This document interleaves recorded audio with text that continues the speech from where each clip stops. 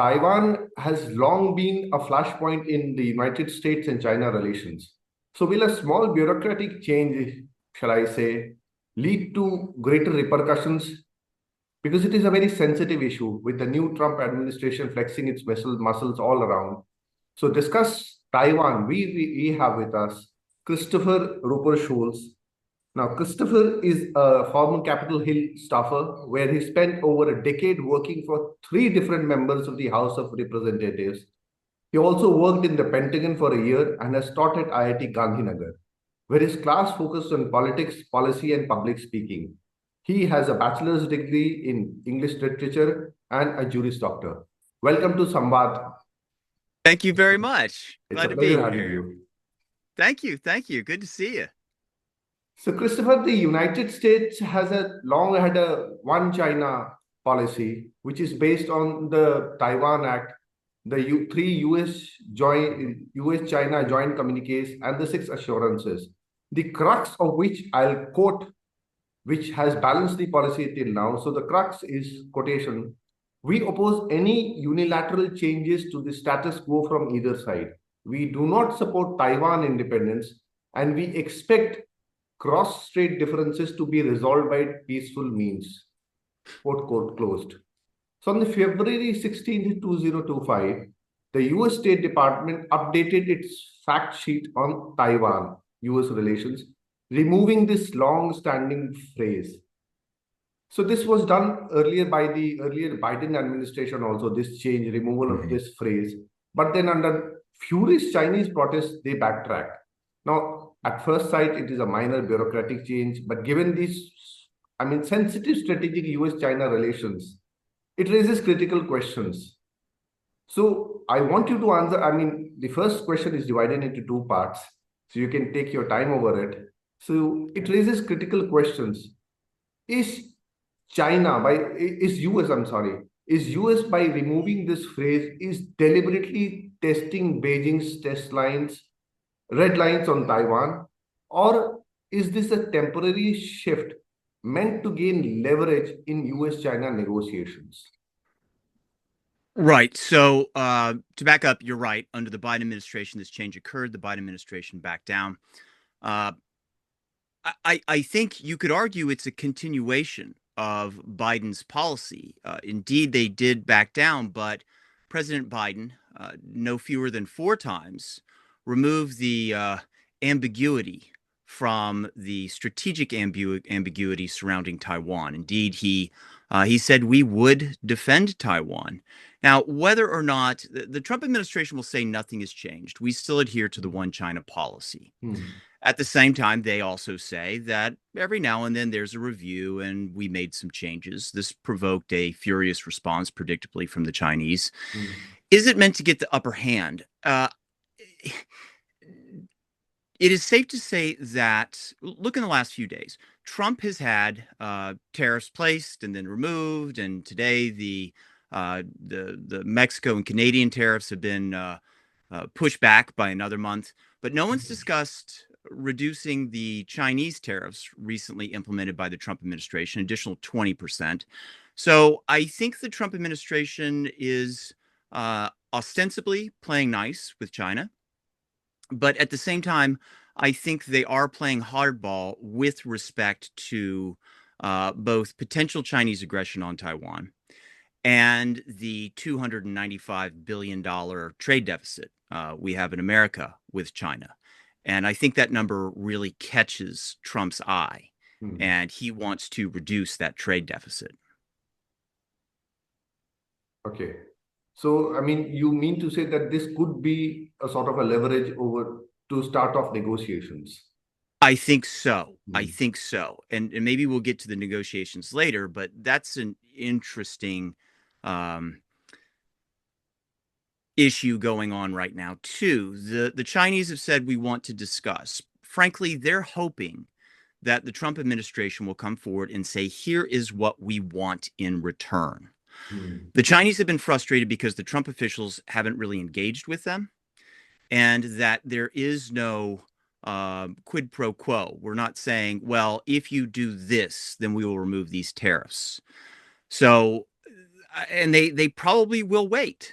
Mm. They may just sit there and have to endure without knowing exactly what to do to placate Trump, because the Trump administration was very frustrated with negotiations with the Chinese in his first administration. You heard frequent complaints from those who would negotiate with the Chinese, saying, we go over there, we negotiate, and we think we have an agreement, or we think we have a part of an agreement. And the next day, our Chinese counterparts will come back and have a totally different interpretation, have additional asks. So I think it is possible that the Trump administration will say, hey, we're not real happy about this trade deficit. You come to us and tell us how you want to fix this. Agree. But US in the same policy statement which is on the US State Department website. Now they have also revised the stance on Taiwan's participation in Sure. international organizations. Now Hmm. previously the State Department had specified that Taiwan could only join organizations where statehood was not a requirement. But the fact sheet now states that US supports, I'll again quote, Taiwan's meaningful participation in international organizations, including membership where applicable, unquote. Hmm. Now, this linguistic tweak may indicate that Washington is open to pushing for Taiwan's inclusions in organization where status is required, sovereignty is required. Now, this is a no-go area for China. President Xi is very clear that no one can stop Taiwan's reunification with China. So I mean to say that with the pressure which will obviously be will be built up over a period of time. Do you find, because the Chinese have also said that US is sending very wrong signals to what they call our separatists, the Hmm. separatist elements. So do you think with this building up, is conflict over Taiwan inevitable, or it's all rhetoric from both sides?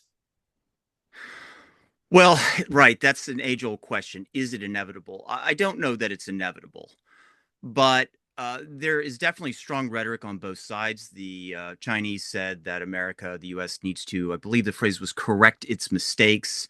I have another line here where they said, if war is what the U.S. wants, be it a tariff war, a trade war, or any other type of war, we're ready to fight till the end.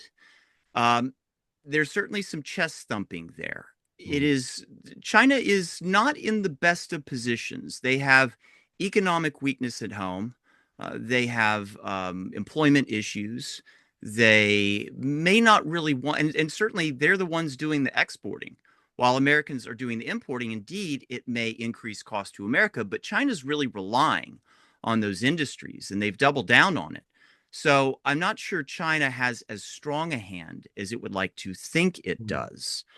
Whether or not it's just chest thumping over a variety of issues, I do think Trump believes in tariffs. I think he thinks they're good, particularly with regard to Chinese goods. I Hmm. can tell you that the sentiment in America is not particularly well disposed toward bulk, less expensive Chinese goods. Hmm. I think parts of the rest of the world, in terms of the Belt and Road Initiative, a lot of countries have impoverished themselves paying for expensive airports and bridges that don't require domestic labor, mostly Chinese labor is flown in, and they're saddled with debt forever. So there's a bad taste in a lot of those countries' mouths. So I don't know that China has a great hand to play when it comes to rebuffing U.S. tariffs. Christopher, China, the United States, ever since 1972, has been maintaining a very strategic ambiguity over the Taiwan relations. The one China bit, arming Taiwan on the other side, but it has always been ambiguous. Now, with these actions, do you see that strategic assertion will mark a more defined United States approach towards Taiwan and the impact it will have on the US-China relationship? Well, right now we're looking at some words that have been changed on a government website. What it's indicative of is hard to say. I don't know that it's a massive ramp up. As we mentioned before, similar change was made, I think in 1922, Hmm. rather 2022. And we have also seen Biden Whether or not Biden was compos mentis when he made those assertions that the U.S. would defend Taiwan, it certainly began to water down that notion of strategic ambiguity.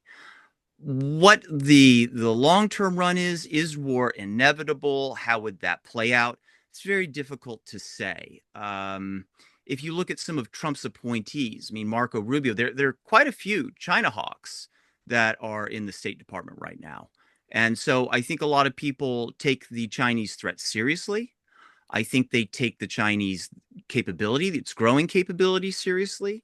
Certainly, no one is clamoring for war. There's no saber rattling. Hmm. But I think Trump does not want to be pushed around by the Chinese. I feel like he got jerked around in the first term, and the trade deficit, I really do think, just bugs him. Hmm. Because as a neutral observer from far away, I mean, this is perhaps one of the rare administrations where we have a few lesser panda huggers rather than Chinese hawks. Because Marco Rubio, he still has sanctions, so technically he cannot travel to China. If President Trump decides to make a visit to China, technically Marco Rubio cannot go to China. Then we have Elbridge Colby with his porcupine strategy, and he sounded very, what should I say, depressed when he said that during his confirmation hearing that the Taiwanese are not doing enough to defend themselves, and that Mhm. he said earlier that China could attack without prior warning. So packing so many Chinese hawks into the administration is Trump again. I'll keep repeating that point because it is very important for us to understand from far away, Sure. and it's important for the region also. Is Trump sending a signal to the Chinese that look, we will not back down this time around, and this is not going to be easy for you? Well, you brought up Elbridge Colby and his confirmation hearing and his views, which seem to have evolved a bit. He, during his confirmation hearing, even said, "Well, in the past, I've said some things I'm not sure I would agree with." Something Hmm. like that. I'm paraphrasing. Hmm. And he is known as a realist. He actually has an interesting background. His grandfather was the director of the CIA, and he has been a long time, foreign affairs guy at the Pentagon and elsewhere. Um, he has been a strong proponent of defending Taiwan. Hmm. You could argue, if not, there's not really a reversal, but there's a moderation in that. I don't know why that is. He has recently said that losing Taiwan would not pose an existential threat. This is a Hmm. phrase I've seen him use Hmm. several times. So he seems to have moderated that more hawkish stance of we will defend Taiwan. And whether that's because the Chinese have greater naval capabilities, whether or not, I mean, Colby's ethos seems to be that you don't want to get into wars we can't win. Resources are finite, and so we can't be everywhere. If we get into something, we want to get fully into it, and we want to be able to have a strong likelihood of prevailing. I think that's partially why the Trump administration wants to pull resources from Europe. I think there's also a feeling that Europe has not been pulling its own weight. Many countries, until just recently, and still many more, have not met the standard 2% of GDP for defense as NATO requires. So I think Colby, as a realist, would not want to see China invade Taiwan, but he recognizes that it may not be possible to prevent that. We would certainly try to avoid that scenario, Hmm. but his hawkish stance with regard to Taiwan against China seems to have moderated a little bit. And Now, we should also mention that the two front capability, America has always maintained a two front capability. So to be able to have two wars simultaneously. And in 2020, in 2012, then President Obama backed off of that, watered that down. And we've entered an era where some question the US's capability to wage war on two fronts. Some recent estimates have said that we would have to increase the DoD budget by about $70 billion, maybe $80 billion. So we're talking approximately a 10% increase to fully regain that two-front war capability. So I think they do see utility in drawing down and away from some of these wars that they see as less valuable and really reorienting toward China in the event that there is some sort of conflict that breaks out there to give us a greater potential for victory. So I'll digress a bit because I see very interesting points coming out of your statement. So is this the reason why the United States wants to make a deal with Russia and find peace in Europe because then they want to pivot to the Indo-Pacific? Right. That's the They reason? do want to pivot. The folks like, Elbridge, Colby, potentially Marco Rubio, I would guess, do want to see one, the military built up. You have to keep in mind, under the Biden years, in real dollars, the military has received less money. Indeed, just in the past decade, I think the military budget has gone from 4% of GDP to about 3%. There's many people think that we need more ships, stronger naval force. There's a lot of arguments for that. So I think to refocus our military and our strength and project power in China's neighborhood is the goal. I think you can see it as a twofer as well. So the Taiwanese may be less pleased if Trump is forcing Zelensky to come to a deal. At the same time, you could argue that allows America to reconfigure its forces in a way that is beneficial to Taiwan.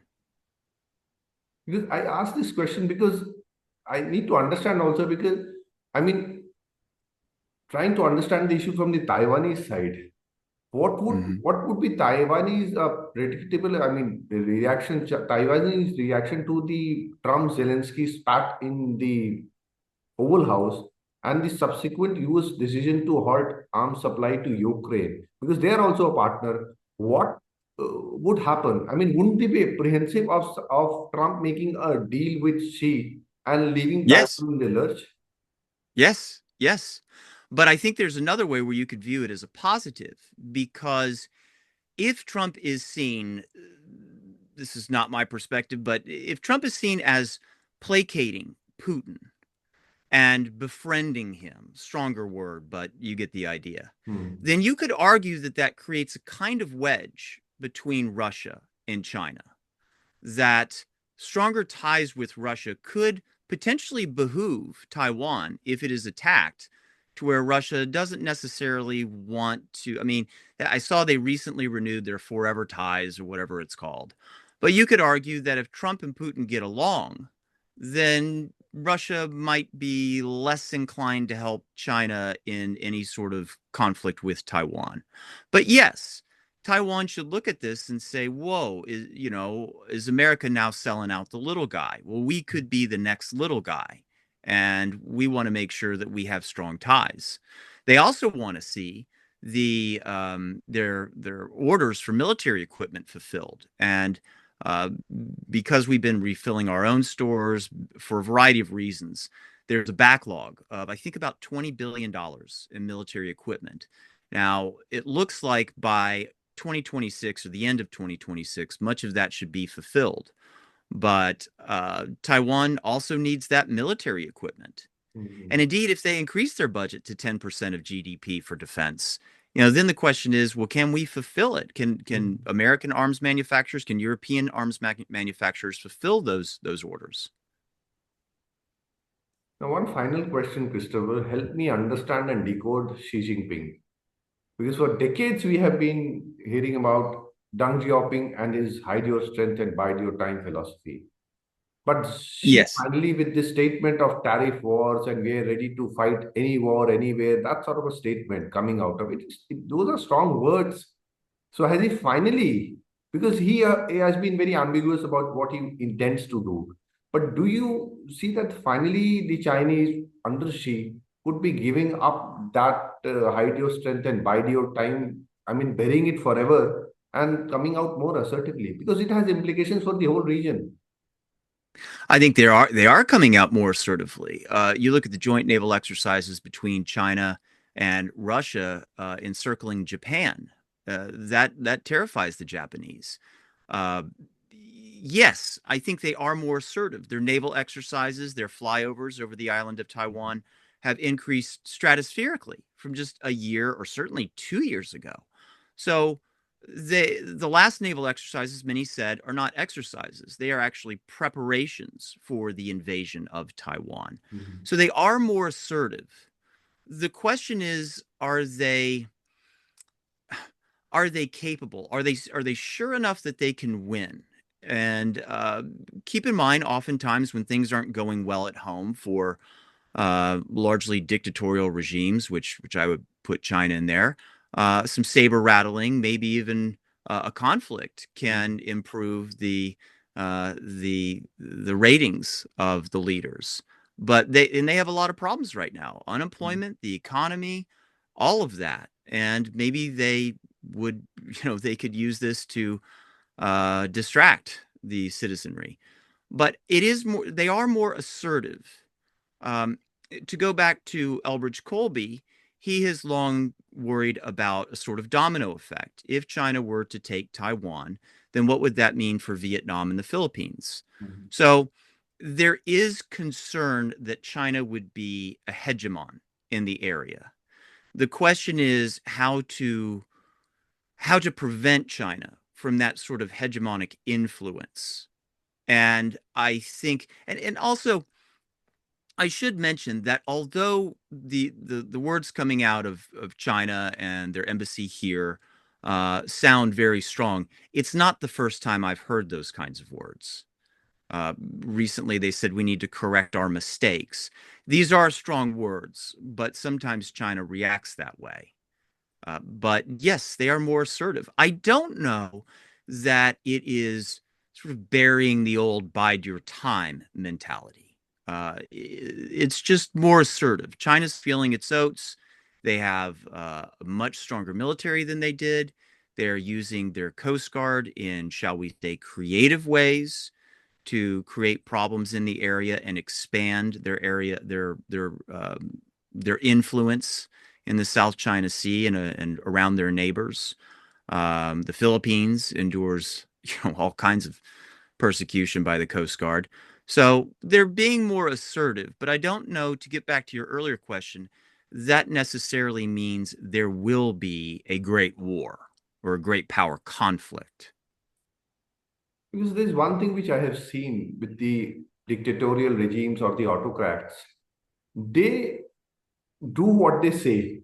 Because in democracies, we have these policy turns and U turns and flip flops. But with the Mhm. autocrats, be it Vladimir Putin, be it that fellow in North Korea, so it's always been that they do what they have always been saying. And we in Yeah. democracies don't understand that.